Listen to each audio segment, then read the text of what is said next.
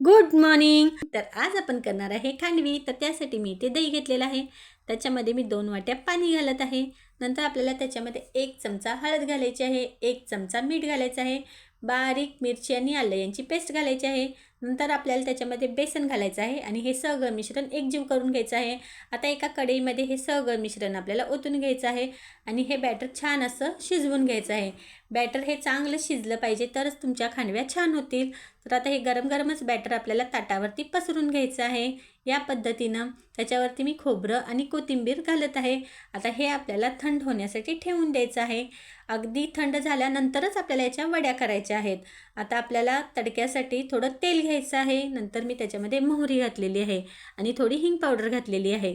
आता आपली ही खांडवी गार झालेली आहे. आता मी याच्यात छान अशा सुऱ्या करून त्याच्यात छान असे रोल करून घेते. रोल हे अगदी हलक्या हातानेच करून घ्यायचे आहेत, म्हणजे छान ते रोल तयार होतील. या पद्धतीनं तुम्ही बघू शकता माझा छान असा रोल तयार झालेला आहे. तर मी हे सगळे रोल तयार करून घेते. आता आपली खांडवी ही तयार झालेली आहे.